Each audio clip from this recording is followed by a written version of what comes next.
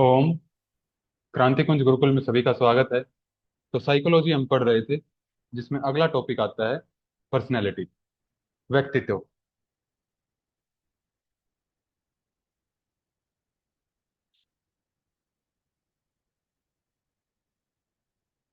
कि किसी की भी पर्सनैलिटी है, व्यक्तित्व है, वो कैसे बनता है, इसके बारे में हम चर्चा करेंगे। और क्या क्या इसमें थ्योरीज आती हैं, उनकी हम चर्चा करेंगे इसमें। तो क्या है पर्सनैलिटी?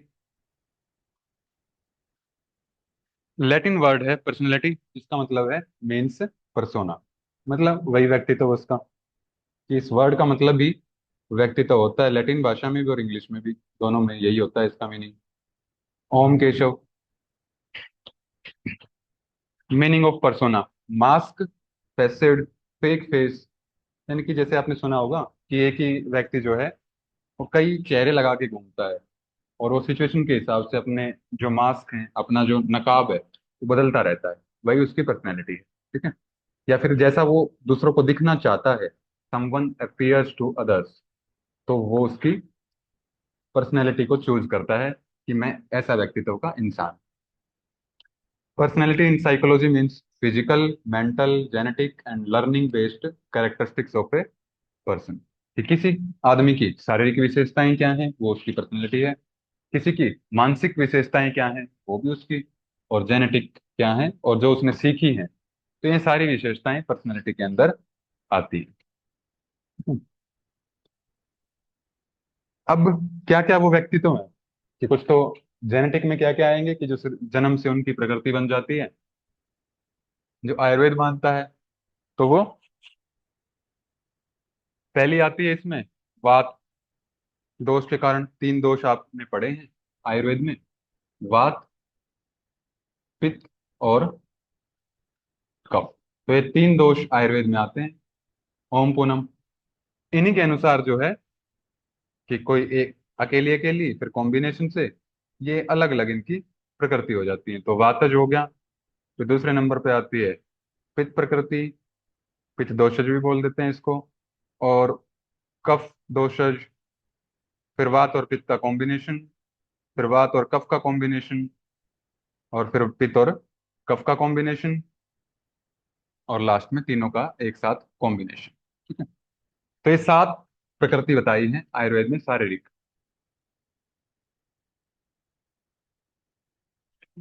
अब इसमें क्वेश्चन क्या आएगा आपका, वो पूछेंगे कि जो सबसे हीन प्रकृति है, मतलब जो सबसे लो लेवल की मानी जाती है, वो कौन सी है।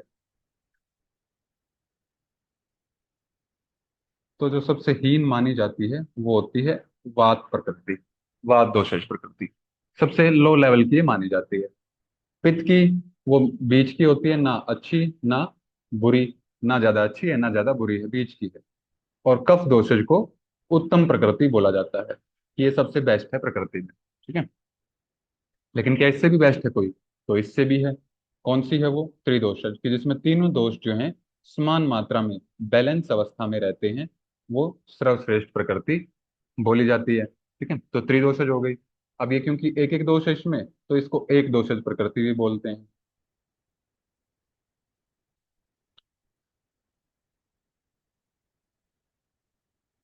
ठीक है। जब हम सेवन्थ यूनिट करेंगे, अगर किसी को नहीं पता है कि वात पित्त कफ क्या है, क्या इनके काम है, तो वहां पे डिस्कस करेंगे। अभी आप इसको याद कर लीजिए। अब ये दो दो दोष के कारण हैं, तो ये सारी की सारी निंदनीय होती हैं। मतलब जो दो दोषों के कॉम्बिनेशन से बनती हैं द्विदोषज प्रकृति, वो निंदनीय बोली गई है। कि ये तो होनी ही नहीं चाहिए किसी की। या तो कोई अकेली हो, एक दोष की प्रकृति हो, या फिर तीनों का समान मात्रा में बैलेंस हो। ठीक है। तो ये आती है शारीरिक प्रकृति सात। जो फिजिकल, हमने उसका व्यक्तित्व पढ़ा था, तो फिजिकल एस्पेक्ट ये आ गया इसका। अब है मानसिक, कि मानसिक प्रकृतियां कितनी होंगी उसकी। तो मानसिक तीन होंगी, जिसमें पहली आती है सात्विक, राजसिक और तामसिक। ठीक है। सात्विक मतलब जिसका सत्व जो है वो बहुत अच्छा है, यानी कि सबसे बेस्ट ये मानी जाती है। जो आपकी ध्यान की अवस्था में या फिर समाधि की अवस्था में जो सिचुएशन होती है, वो सात्विक होती है। राजसिक, राजसिक अवस्था से राजसिक प्रकृति वाला क्या करेगा? हमेशा कुछ ना कुछ काम करता रहेगा। ठीक है। मतलब जो भी आप क्रियाएं कर पाते हैं, चल पाते हैं, उठ पाते हैं, बैठ पाते हैं, या फिर दिन में कोई काम करते हैं, कोई जॉब करते हैं, तो वो सारे के सारे राजसिक प्रकृति में वो गुण आते हैं। तामसिक, तामसिक होगी जो आलस्य लेके आएगी, एक जगह पड़ा रहेगा इंसान, ठीक है, कि उसके वश में कुछ भी ना हो। तो उस टाइप का जो इंसान होगा वो तामसिक प्रकृति का इंसान होता है। इनके भी आगे टाइप्स होते हैं, ठीक है, उतना आपको डिटेल में जाना नहीं है इस यूनिट में। 7th यूनिट की जब करेंगे तब इसके आपके टाइप्स बता देंगे। तो सात्विक यानी कि जो स्वच्छता को रिप्रेजेंट करती है, बिल्कुल प्योर जो होगी। सत्यवादिता, सत्य बोलने वाला, कर्तव्य के प्रति क्या होगी उसकी निष्ठा होगी, अनुशासन में रहेगा हमेशा सात्विक प्रकृति वाला। राजसिक प्रकृति में क्या होगी, तीव्र क्रियाएं होंगी, मतलब बहुत जल्दी जल्दी वो अपने काम खत्म करने की कोशिश करता है, उसकी एनर्जी हाई रहती है। इंद्रियां, तुष्टि की इच्छा होगी, मतलब जो जो उसके जैसे भोग विलास की इच्छा होती है। इंद्रियां हैं, जैसे कोई अच्छा दृश्य आंखें देखना चाहती हैं, कुछ अच्छे शब्द कान सुनना चाहते हैं, कुछ अच्छा टेस्ट जीभ लेना चाहती है, कुछ अच्छा स्पर्श आपकी त्वक इंद्रिय फील करना चाहती है। तो यानी कि इंद्रिय तुष्टि की इसमें इच्छा होगी। भौतिक इच्छाएं इसमें होती हैं कि मुझे गाड़ी मिल जाए, बंगला मिल जाए, तो वो राजसिक प्रकृति के अंदर आती हैं, ठीक है। और दूसरों के प्रति ईर्ष्यालु स्वभाव इसका रहता है, ठीक है, कि अपने आप को बेस्ट मानता है, और अपने आप को बेस्ट मानने वाला दूसरों से फिर द्वेष करता ही है। तामसिक वाला अवसाद में रहता है, डिप्रेशन की लो फील करेगा हमेशा वो, आलस्य में रहेगा, और सहायता की भावना उसमें रहती है, कि मतलब कि अपने आप देखो जो भी करना है ना, मैं किसी की हेल्प नहीं कर सकता, मेरे अपने काम ही नहीं होते, ठीक है। तो ये तामसिक प्रकृति के इंसान के लक्षण होते हैं, ठीक है। तो ये थी आपकी प्रकृतियां, और ये थे व्यक्तित्व के प्रकार, ठीक है, जो हम नॉर्मली पढ़ते हैं। अब एक थ्योरी आती है हिपोक्रेट्स की। इसकी थ्योरी के अनुसार जो है फिर प्रकृतियां अलग हो जाती हैं। जो और कोई मनोवैज्ञानिक था उसने अपनी प्रकृतियां अलग बताई हैं, तो ये तो आयुर्वेद के अनुसार हमने पढ़ लिया। अब आती है हिपोक्रेट्स थ्योरी ऑफ पर्सनैलिटी। इसमें क्या होगा, इसने चार जो हैं, चार प्रकार के इसने व्यक्तित्व माने हैं। क्या क्या है वो, तो पहले तो यही चीज आती है कि फादर ऑफ मॉडर्न मेडिसिन इसको बोला जाता है। ये चीज आपको याद रखनी है, क्वेश्चन बन सकता है इसके ऊपर, ठीक है। और इसमें चार टाइप की प्रकृतियां मानी हैं। Hippocrates suggested that there are 4 fundamental personality types. कौन से हैं वो, पहला है सैंग्विन। सैंग्विन कौन से होंगे, कि जिसको आप मान सकते हो थोड़ा सा, कि जो जिनमें एनर्जी ज्यादा रहती है, जो पीछे हम राजसी करके आए हैं, वैसा आप इसको मान सकते हो। कि प्लेजर सीकिंग, वो हमेशा अपने इंद्रिय तुष्टि की उसको इच्छा होगी, प्लेजर वो ढूंढता है कि किस किस चीज में मुझे आनंद मिलेगा। सोशल ज्यादा होता है, क्यों, क्योंकि वो बात बहुत ज्यादा करता है, बोलने में ज्यादा विश्वास रखता है ये, ठीक है। और रिस्पॉन्सिव होता है, कुछ भी आप उसको बात बोलोगे तो ऐसा नहीं कि चुप रह जाएगा या फिर चुपचाप आपकी बात सुन लेगा, वो रिस्पॉन्स करता है। इजी गोइंग, बहुत लाइफ को इजी लेता है, कि मुझे आनंद आ रहा है जिंदगी में, तो और किसी से कोई मतलब नहीं है, ठीक है। लिवली मतलब जिंदा दिल होके जीता है, और केयर फ्री। तो ये सैंग्विन के लक्षण है, ठीक है। आपको इसमें याद क्या करना है, अगर इसके नाम भी और संख्या याद कर लोगे कि चार इसमें प्रकृतियां हैं और उनके नाम क्या क्या हैं, इतना से आपका काम आपके एग्जाम पैटर्न के हिसाब से हो जाएगा, ठीक है। दूसरा आता है इसमें कोलरिक। इसमें क्या होगा, इसमें थोड़ा सा मान सकते हो आप, कि जैसे पित्त जिसमें ज्यादा रहता है, तो उस तरह का कोलरिक नेचर इसमें देखने को मिलता है। कि एम्बिशियस होगा, यानी कि अपने जो करियर के प्रति ज्यादा सजग रहता है, सोचता रहता है हमेशा, लीडर लाइक लीड करता है, क्योंकि पित्त प्रकृति वाला क्या होता है, थोड़ा सा उत्तेजक होता है, और एनर्जी उसमें ज्यादा रहती है।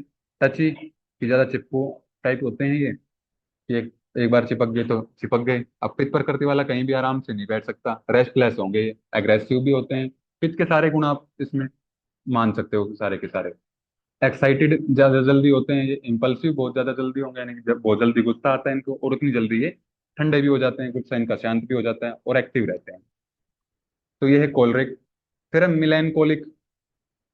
इसमें क्या आएगा, इसमें आप मान सकते हो थोड़ा सा वातज वाला मान सकते हो, कि एनालिटिकल होगा, तर्क शक्ति इसमें ज्यादा होगी, लिटरल होगा, मतलब टू द पॉइंट ये बातें करता है, मूडी होगा, कि आज कुछ अभी कुछ है और 2 मिनट के बाद उसका मूड देखोगे चेंज मिल जाएगा। बेचैनी हो सकती है इसको, क्योंकि वात का गुण क्या है, बहुत तेजी से ट्रेवल करता है वात, ठीक है। तो इसलिए बहुत तेजी से उसमें सिम्टम्स जो है मूड चेंजेस देखने को मिलते हैं। रिजिड होगा, अगर किसी एक बात के ऊपर रुक गया तो रुक गया। पेसिमिस्टिक होगा। पेसिमिस्टिक क्या होता है कि मतलब जो ज्यादा किसी कोई चीज छोटी हो लेकिन उसको थोड़ा सा बड़ा चढ़ा के सोच लेता है। वो अनसोशलेबल होगा, अकेले में रहता है ये, और चुपचाप रहना पसंद करता है। ठीक है। फ्लैग्मेटिक, इसमें थोड़ा सा आप कफ मान सकते हो, फ्लैगम हम कफ को ही बोलते हैं। तो कफ प्रकृति वाले इंसान के इसमें मान सकते हैं कि रिलैक्स रहेगा, थॉटफुल, विचारफुल, विचार इसमें चलते रहते हैं। पैसिव होगा, ज्यादा एक्टिव नहीं होगा, क्योंकि कफ प्रकृति वाले वैसे ही मोटे ताजे होते हैं, तो ज्यादा काम करने में विश्वास रखते भी नहीं है ज्यादा। पीसफुल होगा, शांति से अपना जीवन जिएगा, ये कंट्रोल्ड रहेगा, रिलायबल और काम। ठीक है, तो ये हो जाएंगे फ्लैग्मेटिक के। ठीक है।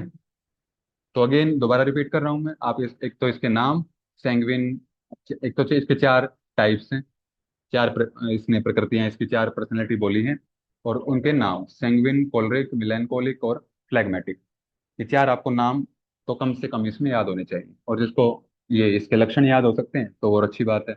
नहीं हो सकते तो इतना आपका मिनिमम है, क्योंकि अभी तक जो क्वेश्चन आए हैं वो यही पूछते हैं कि हिपोक्रेट्स के अनुसार कौन से इसमें पर्सनैलिटी के टाइप्स हैं, या फिर आपसे पूछते हैं क्रैशमर के को, जो आगे हम मनोवैज्ञानिक करेंगे कि उनमें से किसी एक का नाम आपसे दे देगा, और पूछेगा कि इसमें से कौन सी इसने पर्सनैलिटी मानी है। ठीक है, और कोई क्वेश्चन इसमें से अभी तक बना नहीं है। ठीक है, इसका मतलब ये नहीं कि आगे बनेगा नहीं। ठीक है। तो थोड़ा सा पैटर्न इस तरह का रहा है अभी तक कि वो बस नाम पूछते हैं। ठीक है। ज्यादातर चांसेस आने वाले एग्जाम में भी यही कि नाम ही पूछेंगे। तो ह्यूमर यानी कि क्या, उसकी पर्सनैलिटी का टाइप है और उसमें कौन सा फ्लूइड रहता है। येलो बाइल यानी कि पित्त उसमें ज्यादा रहेगा, पीले पित्त वाले। तो ये जो लक्षण हम करके आए हैं सेम चीजें हैं, शारीरिक रूप से कमजोर होंगे ये पित्त प्रकृति वाला, क्योंकि खाना खाएगा तो वो जल्दी पच जाएगा, क्योंकि पित्त उसमें ज्यादा है, अग्नि ज्यादा है उसमें, और शरीर पे कम लग पाएगा वो। और लेकिन इमोशनली ये स्ट्रांग होते हैं। ठीक है। सुस्त होते हुए भी ये आनंद युक्त रहते हैं। फिर ऐसे ही मिलनकोलिक, तो वही बता के आया हूँ कि वात से कर सकते हो थोड़ा सा, और वात को ब्लैक बाइल से डिनोट करते हैं। तो काले पित्त वाले, ये व्यक्ति शारीरिक और जो मतलब इमोशनल रूप से थोड़े से कमजोर होते हैं ये। ठीक है। ये पीछे ही पढ़ के आए हैं कि जल्दी इंपल्सिव हो जाते हैं और जल्दी ठंडे भी हो जाते हैं। ठीक है। प्राय निराश और दुखी रहते हैं। सैंग्विन में जो आप मान सकते हो कि जो आचार्य सुश्रुत ने बोली है कि एक रक्त प्रकृति भी होती है, यानी कि रक्त को भी चौथा दोष उसने माना है। तो ब्लड वाले मान सकते हो कि जिसमें ब्लड के, और ब्लड को हम वैसे तो रिलेट करते हैं पित्त से ही, तो पित्त वाले इसमें ज्यादा रहेंगे लक्षण। रुधिर की मात्रा इनमें ज्यादा होगी, यानी कि रक्त इसमें ज्यादा होगा, और ये कर्मठ होंगे। ठीक है। उत्साही होंगे, हंसमुख होंगे, और आशावादी, और शारीरिक रूप से सशक्त होंगे। इमोशनली रूप से स्थिर रहते हैं और संतुलित रहते हैं। ठीक है। ये भी सुना होगा आपने कि देखते हैं उसके खून में कितनी गर्मी है। ठीक है। तो यानी कि जिसमें खून ज्यादा होगा, रक्त ज्यादा होगा, तो वो उत्साही भी ज्यादा होंगे। ठीक है, उतने ही ज्यादा एनर्जेटिक वो हों। फ्लैग्मेटिक, इसको फ्लैगम से या फिर कफ से आप डिनोट कर सकते हो। तो कफ वाले इसमें होंगे, शक्तिशाली होंगे, अच्छे मोटे ताजे होंगे, और इमोशनली वो थोड़े से कमजोर रहते हैं, लेकिन एक्टिव भी होंगे थोड़े से, और थोड़े से पैसिव होंगे। ठीक है। स्वभाव इनका चिड़चिड़ा और क्रोधी होता है, क्योंकि खुद तो कुछ करेंगे नहीं और दूसरा इनकी बात ना माने तो चिड़चिड़े हो जाएंगे। तो ये थे आपके हिपोक्रेट्स के पर्सनैलिटी के टाइप्स। इसके बाद अगला आता है क्रैशमर। क्रैशमर के अकॉर्डिंग अगेन चार टाइप्स हैं। ठीक है। तो पहले तो इसकी संख्या ही आपको याद होनी चाहिए। पहला आता है इसमें एस्थेनिक, यानी कि लंबा काय। काय मतलब होता है शरीर, बॉडी, या फिर हिंदी में बोलते हैं शरीर, कि जिसका लंबा शरीर होगा। ठीक है, हाइट अच्छी खासी होगी इसकी, तो जो लंबा होगा वो पतला होगा। ठीक है, ऐसे मान के चल सकते हो इसको कि लंबा काय यानी कि एस्थेनिक जो पर्सनैलिटी है वो लंबे होंगे लेकिन पतले होंगे। नाजुक इनका स्वभाव होगा, एकांत प्रिय होंगे, और भावुक ज्यादा होंगे, और आलोचक प्रवृत्ति इनकी रहती है। ठीक है। फिर दूसरा आता है एथलेटिक, यानी कि एथलीट्स में, यानी कि स्पोर्ट्स में जो ज्यादा रहेंगे, यानी कि जिनका शरीर क्या होगा, सुडौल होगा, यानी कि सब तरीके से बैलेंस। सुडौल शरीर होगा, सुविकसित होगा, सारे अंग उसके प्रत्यंग जिस अमाउंट में, जिस प्रोपोर्शन में होने चाहिए उसी में रहते हैं, और दूसरों से कम संपर्क ही रखते हैं। फिर इससे अगला आता है पीनिक, यानी कि गोलकाय। जो गोल मटोल होंगे वो उनका कद थोड़ा सा छोटा रह जाता है, भारी भरकम होते हैं, मोटे ताजे होते हैं और अधिक मिलनसार, लेकिन ये पीनिक प्रकृति वाले होते हैं। फिर है डिस्प्लास्टिक। जो तीन हमने पढ़ी हैं, इन तीनों का मिलता जुलता मिश्रित काय इसमें आ जाती है। तो ये चारों के चारों नाम इसमें आपको ध्यान रखने हैं कि क्या क्या क्या इसमें व्यक्तित्व के प्रकार आते हैं। ठीक है, और थोड़ा बहुत इसका देख लेना है कि दो दो चीजें जो इनके लक्षण हैं। फिर इसके बाद आता है शेल्डन के अनुसार। अब शेल्डन ने तीन बोले हैं, एंडोमोर्फ, मीजोमोर्फ और एक्टोमोर्फ। ये आपका पीवाईक्यू भी है, शेल्डन के अभी तक पूछे गए हैं कि तीन प्रकार के इसमें व्यक्तित्व होंगे। पहला आएगा एंडोमोर्फ, यानी कि स्थूल काय। स्थूल मतलब मोटा, काय मतलब शरीर की जिनका मोटा कद होगा, मोटा शरीर होगा। और मोटे होंगे तो छोटे होंगे, मोटे और नाटे कद के इसमें देखने को मिलते हैं। आराम पसंद होंगे, खुशमिजाज ज्यादा होते हैं, मिलनसार होते हैं ये। सामाजिक ज्यादा होते हैं, मिलनसार हैं तो सामाजिक होंगे ही होंगे। और खाने पीने के ये शौकीन होते हैं, एंडोमोर्फ। मीजोमोर्फ, मीजो मतलब आता है बीच बीच बीच का, कि ना ज्यादा पतला ना ज्यादा मोटा। तो गठीली मांसपेशी युक्त होते हैं ये। सुडौल इनका शरीर रहता है और आक्रामक इनकी प्रवृत्ति रहती है। ठीक है। एक्टोमोर्फ, जो कृष्णकाय, यानी कि जिनका शरीर जो है वो पतला होता है, लंबे होंगे लेकिन पतले होंगे, मांसपेशियां अविकसित और एकांत पसंद ये होते हैं। ठीक है। तो अगेन इसमें आपको संख्या याद करनी है और इनके नाम याद करने हैं। तीन हो गए शेल्डन के। इसके बाद आता है कार्ल जूंग। इन्होंने अगेन तीन बोले हैं। इसके ऊपर भी पीवाईक्यू आ चुका है अभी तक आपका। उसने पूछा था कि कार्ल यूंग के अनुसार कौन से पर्सनैलिटी के टाइप्स हैं। तो इंट्रोवर्ट, एक्सोवर्ट, एक्सट्रोवर्ट और एम्बीवर्ट। इंट्रोवर्ट यानी कि जो अंतर्मुखी होंगे, यानी कि ज्यादा मिलनसार नहीं होंगे, अपनी बात शेयर भी नहीं कर पाएंगे किसी के साथ। मतलब जो उनकी बातें हैं, जो उनकी भावनाएं हैं, वो अपने अंदर ही रखते हैं। ठीक है। एक्सट्रोवर्ट कौन से होंगे कि जो मुंह में आया वो बोल देंगे, उनको ऐसा कुछ नहीं है कि कौन क्या हमारे बारे में सोचेगा, जो मुंह में आया वो ऐसे कैसे बोल देंगे। तो पहली चीज तो तीन टाइप्स होते हैं इसके। इंट्रोवर्ट, ये रूढ़िवादी होंगे, यानी कि जब अपनी बात अंदर ही रखेंगे तो पता नहीं लगेगा, मिलनसार होंगे नहीं है और सेल्फ सेंटर्ड ये रहते हैं, क्योंकि अपनी बात नहीं बताएंगे तो सेल्फ सेंटर्ड अपने आप ही हो जाएंगे। एक्सट्रोवर्ट, ये सारी बातें खुल के अपनी शेयर करते हैं। यथार्थवादी, जैसा होगा वैसे, ऐसे जैसे अंदर से सोचेंगे वैसा ही वैसा बाहर से जो भी उनके मन में आएगा वो बोल देंगे। खुश मिजाज होंगे, मिलनसार होंगे और समाज के लिए उपयोगी ये रहते हैं, क्योंकि समाज में बोलने वाला इंसान चाहिए, चुप रहने वाला तो किसी को नहीं चाहिए। एम्बिवर्ट यानी कि दोनों के मिश्रित, कि दोनों गुणों की साम्यता, कि दोनों को बैलेंस बना के जो रहता है। जब इंट्रोवर्ट उसका व्यक्तित्व की जरूरत है तो वहां पे अपनी बात अपने अंदर रखता है, और जहाँ पे बोलने की जरूरत है तो वहां पे बोल भी लेता है, तो एम्बिवर्ट होता है। तो ये थे कार्ल यूंग के। ठीक है, और इसको इंग्लिश में लिखते हैं कार्ल जंग। ये आपका पीवाईक्यू भी है।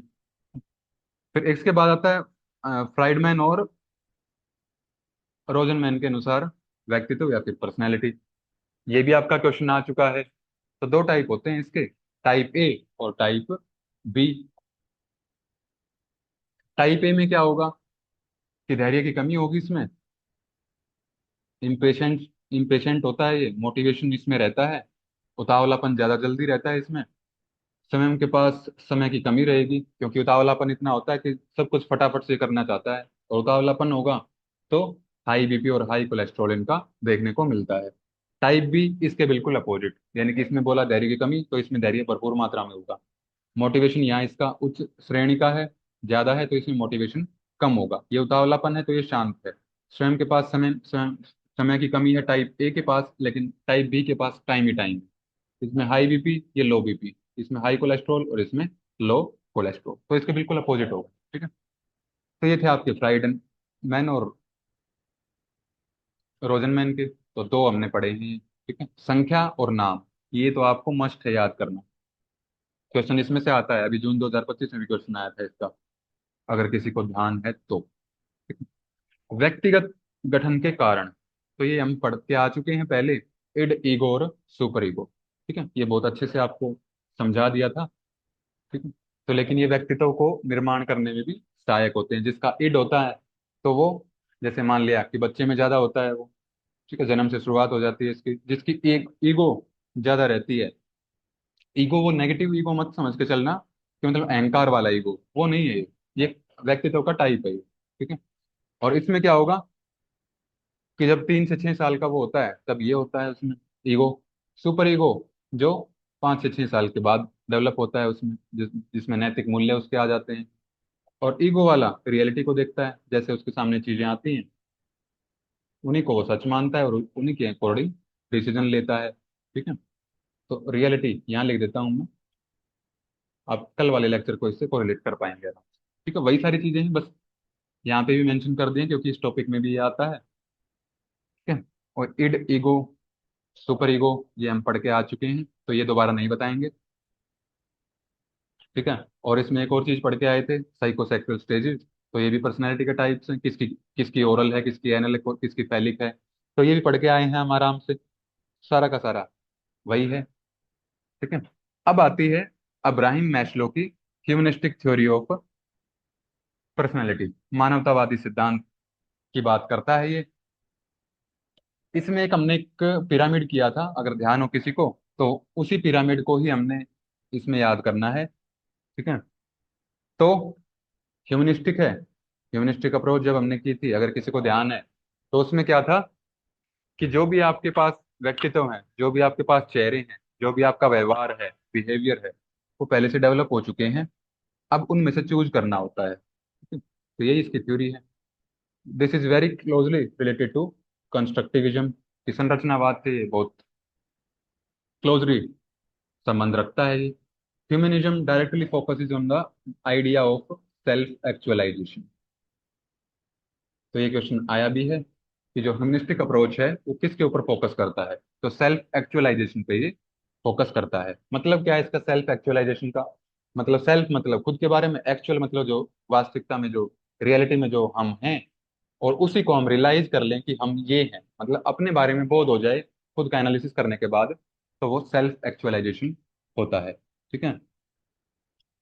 तो इसने बोला है कि सबने सब क्या है ना, कि मतलब सबकी अपनी जरूरतें हैं, किसी की पैसे की है, किसी की प्यार की है, किसी की मान सकते हो कि संबंधों की है, रिलेशनशिप की है। तो सबकी अपनी अपनी जरूरतें होती हैं। तो उसके अनुसार इसने इन चीजों को डिवाइड किया है कि मतलब सब अपनी जरूरतों के हिसाब से क्या करते हैं, काम करते हैं। कि everyone functions under a hierarchy of needs, कि सबकी अपनी जरूरतों की एक क्या बोल सकते हैं लिस्ट है, कि पहले नंबर पे उनकी प्रायोरिटी क्या है, दूसरे नंबर पे उनकी क्या है, तीसरे नंबर पे उनकी प्रायोरिटी क्या है। ठीक है। लेकिन इन सब में सबसे जो ऊंचा स्थान है वो किसका है, self actualisation. Self actualisation is at the top of hierarchy of needs, कि जो भी जरूरतें हैं उनका जो एक क्रम बनता है, जो उनकी एक श्रेणी बनती है, उसमें सबसे ऊंचे पायदान पे सेल्फ एक्चुअलाइजेशन आपको मिलता है। It's brief moments when it is brief moments where a person feels all of their needs are met, कि मतलब अब मुझे सब कुछ मिल गया है, अभी मुझे इस दुनिया से कुछ नहीं चाहिए, अब मैं मोह माया से मुक्त हो गया हूँ। तो वो सिचुएशन सेल्फ एक्चुअलाइजेशन की होती है। And that they are the best possible version of themselves, कि हम इससे अच्छा कभी नहीं थे पहले और ना कभी हो पाएंगे। अभी जो मैं फील कर रहा हूँ वो सबसे बेस्ट वर्जन है मेरा। तो सेल्फ एक्चुअलाइजेशन ये होता है। तो ये था इसका मानवतावादी सिद्धांत। और वो हियरार्की क्या है नीड्स की, इसके ऊपर भी क्वेश्चन आया है। तो ये आपको मस्ट है, अच्छे से रट्टा मार लेना है। समझा देता हूँ, समझ में आ जाए तो अच्छी बात है, ना समझ में आए तो रट लेना इसको ऐसे कैसे। ठीक है। ये थोड़ा सा बेसिक मैंने बता भी दिया था आपको जब पहली क्लास हमने ली थी इसकी, कि जो सबसे बेसिक नीड होती है वो आपकी आती है फिजियोलॉजिकल नीड्स में। ठीक है। और क्या होंगी वो, कि रोटी कपड़ा और मकान, कि जिसमें आप खाना मांगते हो, पानी मांगते हो, गर्मी मांगते हो और आराम मांगते हो। तो ये फिजियोलॉजिकल नीड्स है। तो यानी कि ये क्या है, सबसे नीचे के पायदान की नीड्स हैं आपकी। फिर है कि जो मिल गया है, मान लिया खाना मिल गया तो कोई इसको छीने ना, पानी मिल गया तो इसको कोई छीने ना, खराब ना करे। ठीक है। रेस्ट मिल गया तो कोई डिस्टर्ब ना करे। तो उस चीज की सेफ्टी, सुरक्षा। ठीक है। तो ये दो इसकी बेसिक नीड्स आती हैं।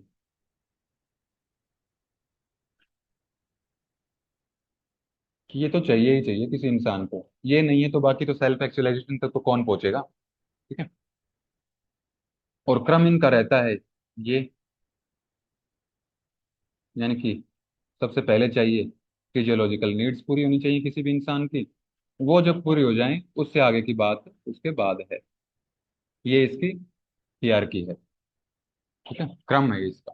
तो इस क्रम को ही पूछते हैं कि इस जो ये मैस्लो की थ्योरी है, इसमें पांच चीजें आती हैं, इनको एक सीक्वेंस में अरेंज करो जिस सीक्वेंस में ये प्रॉपर है। तो पहले नंबर पे आ जाएगा इसमें फिजियोलॉजिकल नीड्स, दूसरे पे आ जाएंगे सेफ्टी नीड्स। जब उसको सुरक्षा भी हो गई खाने पानी की, फिर उसको चाहिएगा कि मुझे प्यार करने वाला भी कोई हो, यानी कि belongingness and love needs, intimate relationship और फ्रेंड्स उसको चाहिए। ठीक है। फिर प्यार भी उसको मिल गया, फिर उसको अपना नाम चाहिए कि ये प्यार जो है बना रहे। प्यार बना कब रहेगा? जब मेरा नाम होगा, कि जब मैं सामने वाले को कुछ दे पाऊंगा। ठीक है। तो एस्टीम नीड्स आ जाती हैं कि प्रेस्टीज चाहिए, यश चाहिए, अपना नाम चाहिए, और फीलिंग ऑफ अकम्पलिशमेंट, मतलब एक पूर्ण रूप से होने वाली सिचुएशन उसको थोड़ी थोड़ी इसमें फील होने लग जाती है। तो ये दो जो आती हैं, ये आती हैं आपकी साइकोलॉजिकल नीड। कि पहले तो आप शरीर को भोजन का जुगाड़ करते हो, और जब शरीर को भोजन मिल जाता है तब उसके मन की पूर्ति करते हो। ठीक है, ये सुना होगा ना आपने कि ज्यादा नखरे खाने में वो करता है जिसके पास खाना भरपूर मात्रा में अवेलेबल हो। ठीक है। अगर खाना ही नहीं तो खाना ही मांगता, चाहे कैसा भी मिल जाए रूखा सूखा। तो बेसिक नीड जब उसकी पूरी हो जाए फिर उसके नखरे हो जाएंगे, मनोवैज्ञानिक जो उसकी नीड्स हैं, साइकोलॉजिकल नीड्स आ जाती हैं। ठीक है। और लास्ट आता है इसमें सेल्फ एक्चुअलाइजेशन, यानी कि इसमें क्या होगा कि अब अपने फुल पोटेंशियल पे ये पहुंच गया है कि अब जो मेरी मोह माया है, या फिर जितनी मुझे चीजें इस संसार में, जितनी चीजें मेरे लिए बनी थी सब मुझे मिल गई हैं, अब मुझे और कुछ नहीं चाहिए। तो ये बेस्ट वर्जन की सिचुएशन में पहुंच जाता है। ठीक है। और ये होती है आपकी सेल्फ फुलफिलमेंट नीड्स, कि घर के लिए कमाया, फैमिली के लिए कमाया, अब अपने लिए समय चाहिए, अपने का निरीक्षण करना है, अपने का बोध करना है, तो वो इस स्टेज में हो पाता है सेल्फ फुलफिलमेंट नीड्स। ठीक है।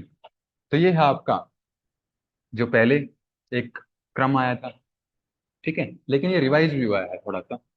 रिवाइज क्या हुआ है कि जो सेल्फ एक्चुअलाइजेशन है इसके बाद एक और जो पायदान है वो इसका जोड़ दिया गया। ठीक है।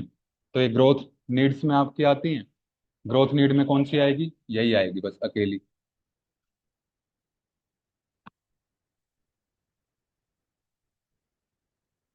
ठीक है। तो ये आती है ग्रोथ नीड में, यानी कि जब इंसान वास्तविकता में अपनी ग्रोथ करना चाहता है तो सेल्फ एक्चुअलाइजेशन तो करना ही पड़ता है। ठीक है। और ये सारी हैं मतलब किसी न किसी कमी की आपूर्ति, डेफिशिएंसी नीड, कि वो चीज़ कमी है तो वो चीज़ चाहिए। ठीक है।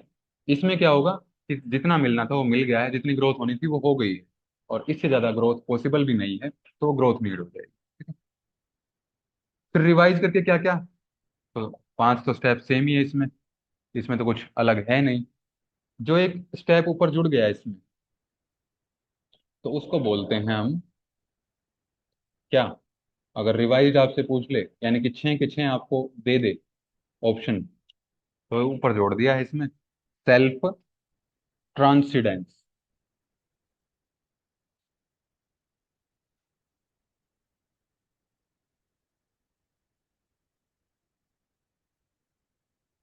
TRANSCE DENCE, self transcendence. तो क्या होता है ये कि मतलब अपने आप का तो बोध हो गया है। ठीक है। उससे ऊपर क्या चाहिए होता है इंसान को? ठीक है। सेल्फ ट्रांस हमने किया था समाधि की अवस्था, और समाधि कब लगती है? कि जब हमें लगता है कि हम ईश्वर से क्या है जुड़ गए। ठीक है। तो अपने आप को बोध तो हो गया सेल्फ एक्चुअलाइजेशन में। ठीक है। उसके बाद अब भगवान से कनेक्शन बिठाना है तो वो सेल्फ ट्रांसीडेंस में है, कि तब उसको लगे कि मैं आध्यात्मिक रूप से भी जितना मुझे सक्षम होना था वो हो गया हूँ, वो सेल्फ ट्रांसीडेंस में आए। ठीक है? मैं दोबारा रिपीट कर देता हूँ जो ऊपर पढ़ के आए हैं हम। ये था आपका ग्रोथ नीड्स। ठीक है। अभी तक तो बस सीक्वेंस पे ही क्वेश्चन आया है, तीन नामों को सीक्वेंस में अरेंज कीजिए। अगर थोड़ा सा चेंज हुआ क्वेश्चन तो उसमें आपसे पूछ लेंगे कि निम्न पांचवा एग्जाम्पल आपको दे देंगे, पांचों नाम आपको ऑप्शन में मिलेंगे, उसमें पूछ लेंगे कि डेफिशिएंसी नीड्स इसमें से कौन सी है। तो डेफिशिएंसी नीड्स जो नीचे की चार हैं वो आती है डेफिशिएंसी नीड्स में। ठीक है। या फिर आपसे पूछ लेंगे कि इन पांचों में से बेसिक नीड कौन सी है, तो पहली दो आ जाएंगी। फिर या फिर आपसे पूछ लेंगे कि इसमें से साइकोलॉजिकल नीड्स कौन सी हैं, तो 3 नंबर और 4 नंबर वाला आ जाएगा। ठीक है। और लास्ट आ जाएगा सेल्फ फुलफिलमेंट नीड्स।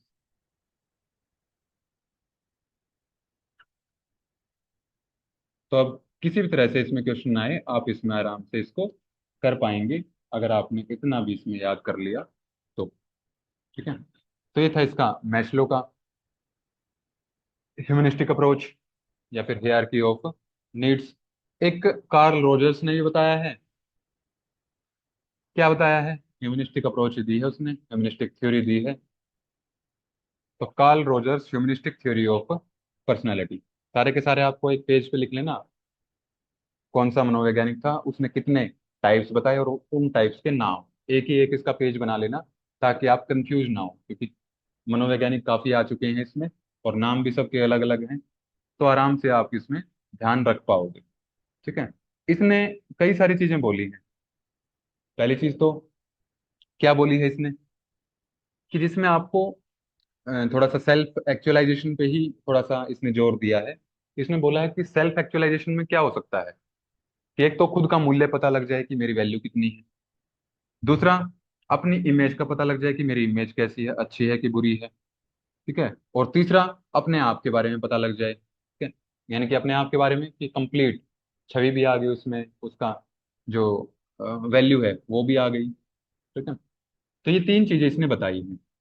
क्या क्या? कि सेल्फ वर्थ, कि अपने आप का मूल्य क्या है, मेरा मूल्य क्या है।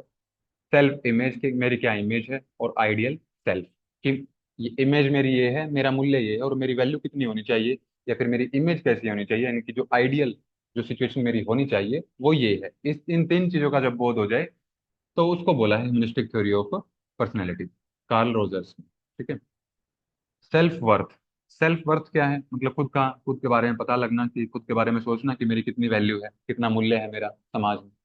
सेल्फ वर्थ या फिर self esteem comprises what we think about our self, कि हम अपने बारे में क्या सोचते हैं, कितना महत्व हम अपने आप को देते हैं।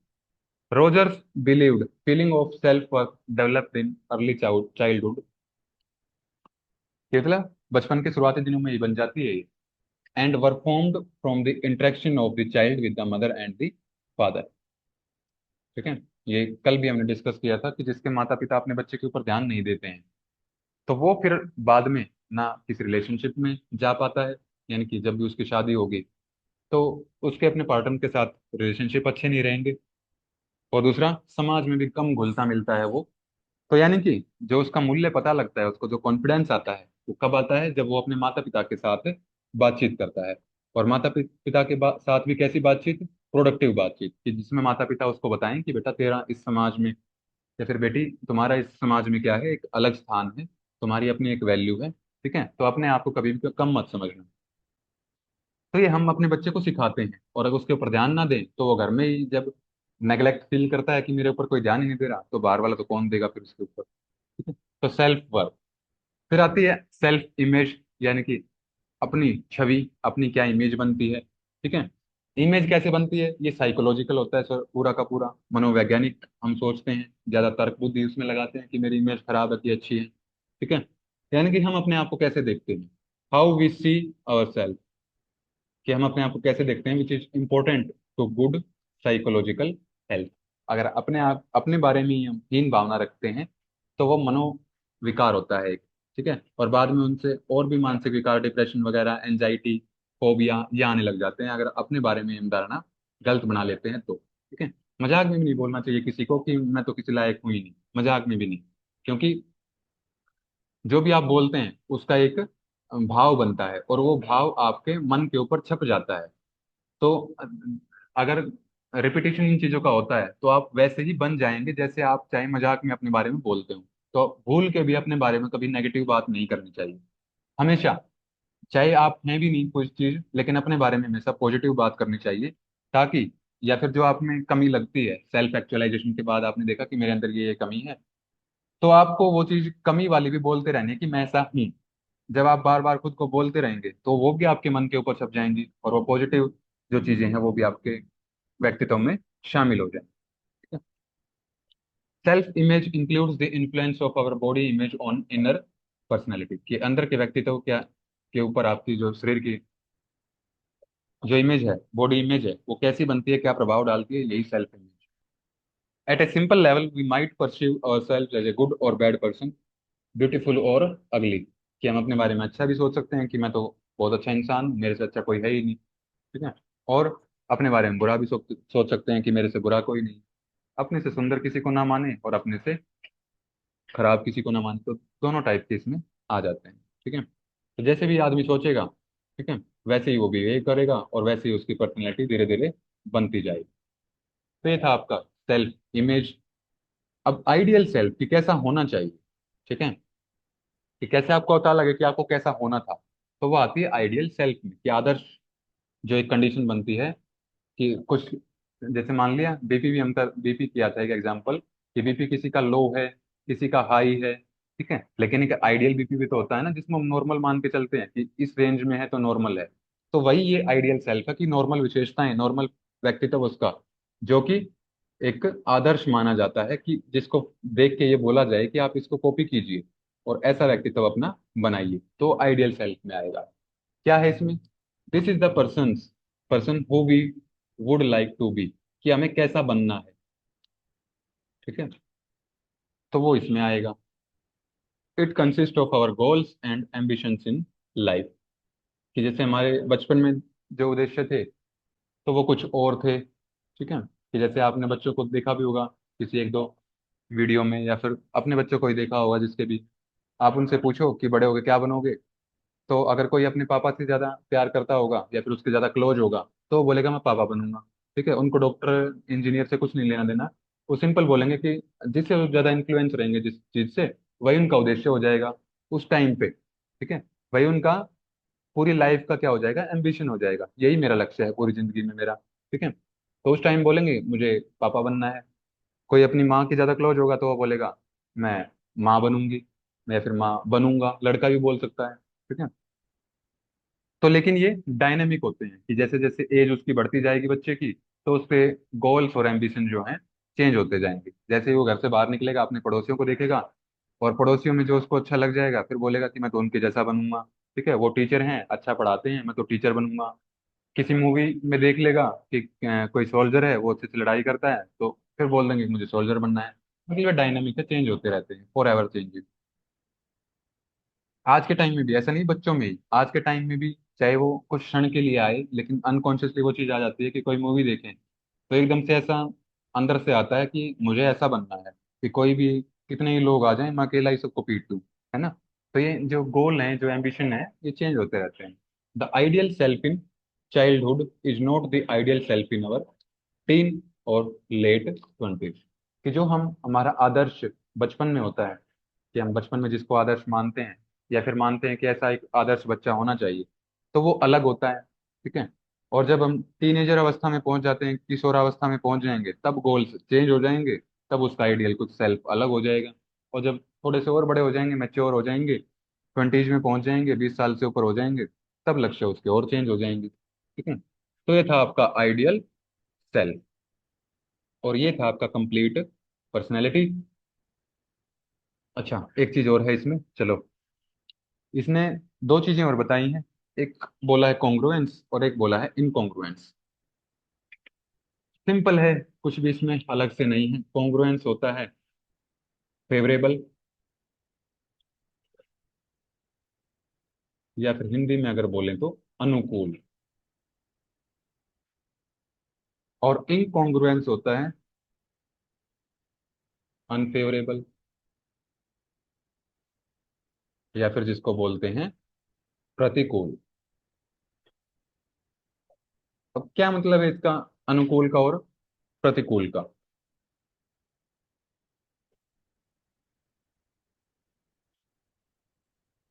कि सेल्फ इमेज क्या होती है, कि सेल्फ इमेज वो होती है जैसे आप अभी हैं, ठीक है, यही पढ़ के आए हैं हम अभी ऊपर। लेकिन आइडियल सेल्फ क्या होता है, जैसा आप बनना चाहते हैं, ठीक है, जैसा आदर्श आपको बनना है वो आइडियल सेल्फ है। अगर इन दोनों में ज्यादा जो एरिया है वो कॉमन है, तो इतना आप देख रहे हैं ज्यादा ओवरलैप कर रहे हैं एक दूसरे को, यानी कि इस एरिया में जो मैं मार्क कर रहा हूँ इसमें जो जो गुण आते हैं वो सेल्फ इमेज के और आइडियल सेल्फ के दोनों के मैच कर रहे हैं। यानी कि ये जो इंसान है जिसका ओवरलैपिंग ज्यादा है, तो वो मतलब नियर है आइडियल सेल्फ में पहुंचने के, कि सेल्फ इमेज उसकी ऐसी है कि वो थोड़ी सी और कोशिश करे, कि मान लिया ये पूरा 100 था, ये भी पूरा 100 था, और ये कॉमन जो है इनका 60, ठीक है, यानी कि 60% वो आइडियल सेल्फ से मिलता है, ठीक है, तो 40% और बचा है, वो और थोड़ी सी कोशिश करेगा तो उसके जैसा हो जाएगा, यानी कि उसके अनुकूल सिचुएशन, ठीक है। इसके विपरीत क्या होगा, इनकॉन्ग्रुएंस होगा, कि जो सेल्फ इमेज है किसी की वो ऐसी है कि जैसा वो बनना चाह रहा है उससे कोसों दूर है अभी तो, मतलब कोई एक दो क्वालिटी ही उसकी मैच कर रही है जैसा उसको बनना है आइडियली, ठीक है। मान लिया ये भी 100 था और ये भी कंप्लीट 100 है, 100 क्वालिटीज इसमें है, 100 क्वालिटीज इसमें है, तो लेकिन जो इनकी मैच करती है वो 10 ही कर रही है, यानी कि अब इसको 90% मेहनत करने की जरूरत है आइडियल सेल्फ तक पहुंचने में, या फिर आइडियल सेल्फ जैसा खुद को बनाने में। तो यही है कॉन्ग्रुएंस और इनकॉन्ग्रुएंस। क्वेश्चन क्या आएगा अब इसमें, आपसे पूछ लेंगे कि मैक्सिमम ओवरलैप जो सेल्फ इमेज है आइडियल सेल्फ है किस में करती है, कॉन्ग्रुएंस में करती है, इनकॉन्ग्रुएंस में करती है। तो मैक्सिमम ओवरलैप वो कॉन्ग्रुएंस में करेगी, अनुकूल सिचुएशन में करेगी।